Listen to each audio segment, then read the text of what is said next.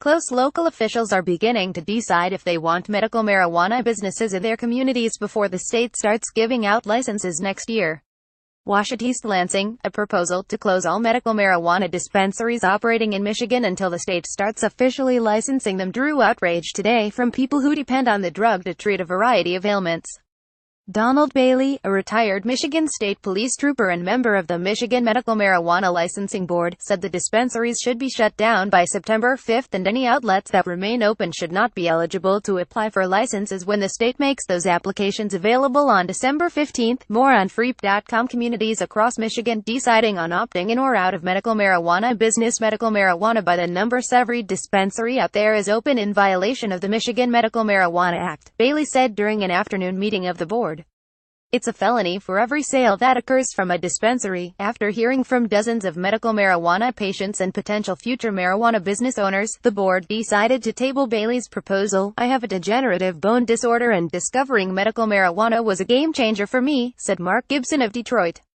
Before you make a rash decision, the financial cost for people who rely on dispensaries for product will be significant. You will complicate their life so much that they may not be able to get treatment. Kirk Reed, who uses medical marijuana to treat multiple sclerosis, said he fears having to go back to the black market to get his supply. What happens if your caregiver has a heart attack? Where do you go for medicine? He said. And Tim Beck, who was instrumental in getting the medical marijuana constitutional amendment on the 2008 ballot, said he was dumbfounded when he heard the proposal. This comes across to me as petty, vindictive and authoritarian, he said. But not all of the couple of hundred people attending the meeting were on the side of existing businesses.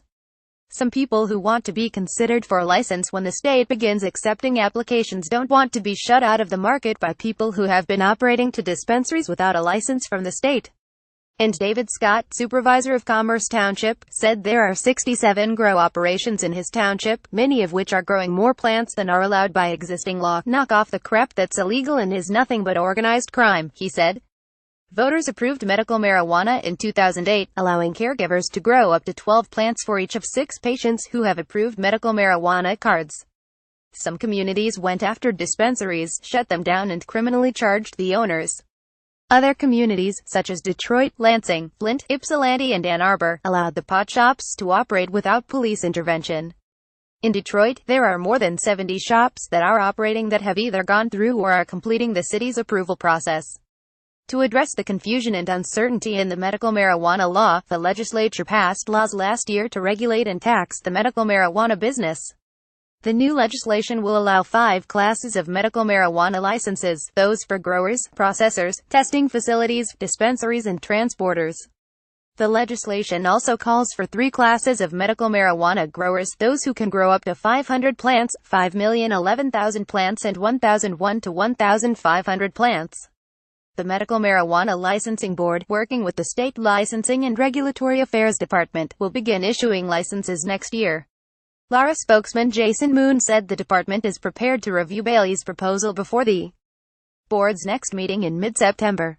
Board Chairman Rick Johnson said he expects the board to vote on the dispensary closure issue at the next meeting after getting a recommendation from Lara. Before the state begins issuing licenses, cities, townships and villages have to decide whether they want medical marijuana businesses in their communities. That's a process that's going on now, and some cities are deciding to ban the businesses from their towns. Contact Kathleen Gray 3,132,234,430 or Gray99 at freepress.com. Follow her on Twitter at Mitch Polygal.